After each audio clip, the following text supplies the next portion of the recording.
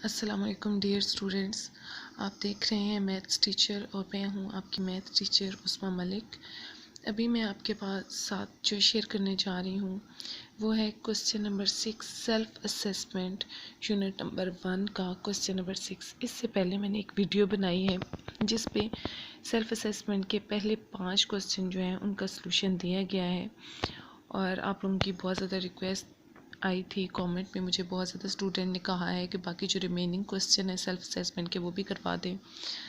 तो पहली बात तो ये कि मुझे एक्चुअली आजकल टाइम नहीं मिल रहा, वरना मेरा अपना जो है ये एम है कि मैंने आप लोगों को ये सारा कोर्स करवाना है इंशाल्लाह। यहाँ पे मैथ्स टीचर पे आप सारा जो है फुल कोर्स 1429 करेंगे। और अब मैंने इसका ये हल सोचा है कि अगर मुझे ज़्यादा टाइम नहीं मिलेगा तो मैं एक एक क्वेश्चन करके डेली बेसिस पे इंशाल्लाह जो है अपलोड कर दूँगी, क्योंकि पूरी वीडियो के लिए मुझे टाइम नहीं मिल रहा है इतना कि मैं इस तरह से बैठूँ। तो इंशाल्लाह चाहे मैं एक एक क्वेश्चन करके करूँ, मैं आपको ये सारे क्वेश्चन जो है वो कंप्लीट करवा दूँगी।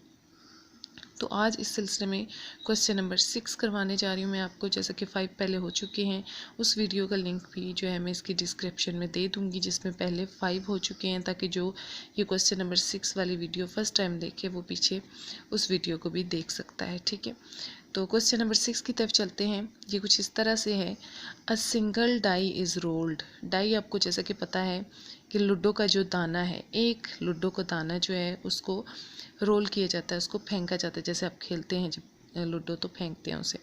And each side has an equal chance of occurring. और उसके जो 6 साइड्स होती हैं, आपको पता है कि लूडो के दाने की 1 आ सकता है, 2 आ सकता है, 3 आ सकता है, 4, 5 या फिर 6। तो ये कह रहे हैं कि उन सब के पास इक्वल चांस ऑफ अकरिंग है। ज़ाहिर है वो आपको पता है कि जब हम एक लूडो का दाना थ्रो करते हैं तो हमें नहीं पता होता 1 आएगा, 2 आएगा, 3 आएगा, 4, 5 या 6, लेकिन उन सब के पास बराबर चांसेस होते हैं। ठीक है, आने के। तो इक्वल चांस ऑफ अकरिंग है। What is the probability of rolling 4 consecutive 6?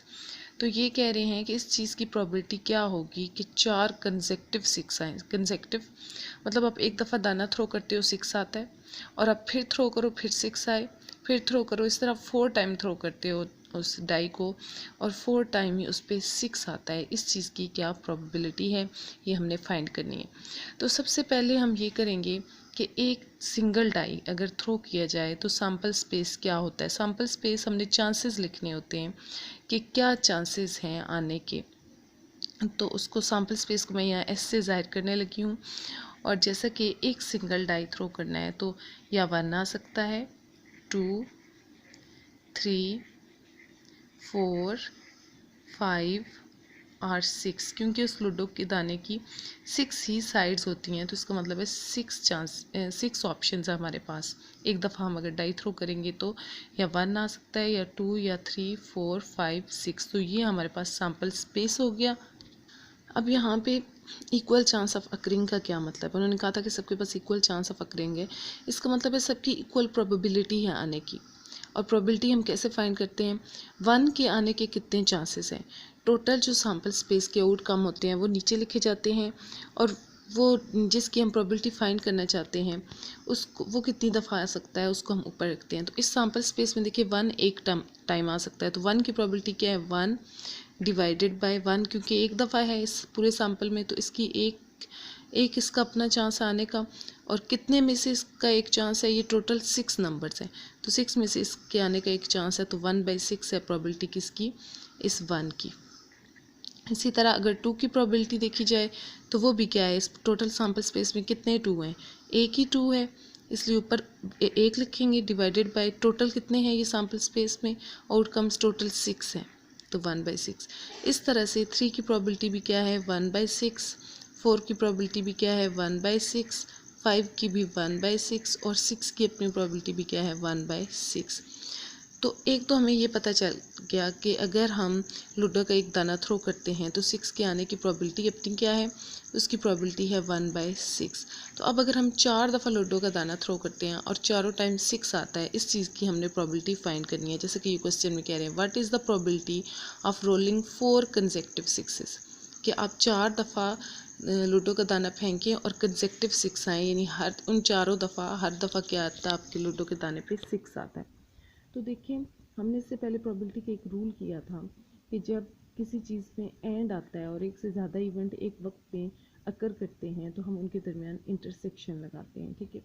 और इंटरसेक्शन जब भी लगता है, जैसे मैं आपको यहाँ पे, ये इस क्वेश्चन का हिस्सा नहीं है, मैं आपको जस्ट समझाने के लिए बता रही हूँ कि अगर दो इवेंट इकट्ठे अकर करते हैं E1 और E2, तो हम उसकी प्रोबेबिलिटी इस तरह से फाइंड करेंगे, E1 इंटरसेक्शन E2, और वो क्या होती है, probability of E1 multiply probability of E2।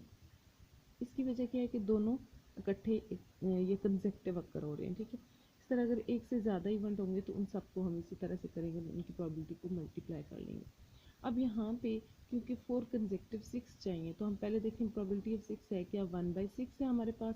तो अगर 4 टाइम्स 6 आएंगे तो इसका मतलब है कि हम इसको इस तरह से लेंगे कि इसके दरमियान में भी एंड आएगा हमारे लिए और इंटरसेक्शन आएगा, यानी एक दफ़ा लूडो का दाना थ्रो किया और 6 आया, और उसके साथ ही दूसरी दफ़ा किया फिर 6 आया, एंड फिर करते हैं थ्रो फिर 6 आया, एंड फिर थ्रो करते हैं फिर 6 आया, इस तरह 4 टाइम, ठीक, कंसेक्टिव 6 आने हैं।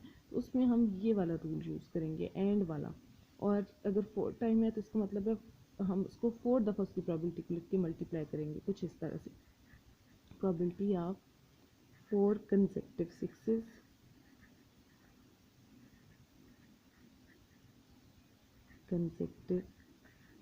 6 ये हमने फाइंड करनी है। तो ये हमारे पास क्या होगी, हम 4 टाइम जो है 6 की प्रोबेबिलिटी लिख के मल्टीप्लाई कर लेंगे। एक दफ़ा 6 के आने की प्रोबेबिलिटी क्या है, 1/6। अगर दोबारा थ्रो करते हैं फिर 6 ही आता है, फिर 1/6, फिर थ्रो करते हैं फिर 6 आता है, 1/6, फिर थ्रो करते हैं फिर 6 आता है, 1/6। तो इस तरह 4 टाइम 6 के आने की प्रोबेबिलिटी हमारे पास क्या आ गई, इसको आप मल्टीप्लाई कर लें तो ऊपर वाले सारे 1 आपस में मल्टीप्लाई करते होंगे और 6 सारे आपस में, 6 6 आर 36। मैंने इन 2 को पहले कर लिया, फिर 6 को 6 से करेंगे तो ये भी क्या आ जाएगा, 36। अब हम 36 को 36 से जो है मल्टीप्लाई कर लेते हैं। तो अब 36 को अगर 36 से आप मल्टीप्लाई करेंगे, आप कैलकुलेटर की मदद से भी कर सकते हैं, ये हमारे पास आ जाएगा 1296। तो इसको अब आप चाहें तो यही आंसर लिख सकते हैं, ठीक है, यानी 4 कंसेक्टिव 6 की प्रोबेबिलिटी हमारे पास ये है। या फिर आप इसका आंसर पॉइंट में दे सकते हैं, अगर 1 डिवाइडेड बाय कैलकुलेटर की मदद से 1296 करेंगे तो आपका आंसर जो है पॉइंट में आएगा। इस तरह से भी लिखा जा सकता है और पॉइंट में भी लिखा जा सकता है, यही हमें चाहिए था कि प्रोबेबिलिटी ऑफ 4 कंसेक्टिव 6 क्या आएगी। तो जिन्होंने मेरी ये वीडियो फर्स्ट टाइम देखी है, वो पहली दफ़ा मेरे इस चैनल पे आए हैं, तो काइंडली इस वीडियो को लाइक कर दीजिए और मेरे चैनल को सब्सक्राइब कर दीजिए ताकि मेरी आने वाली हर वीडियो जो है वो आप तक पहुंच सके।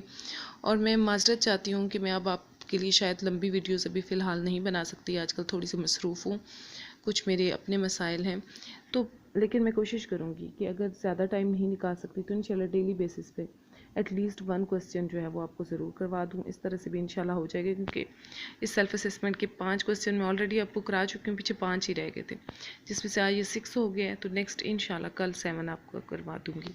बहुत शुक्रिया।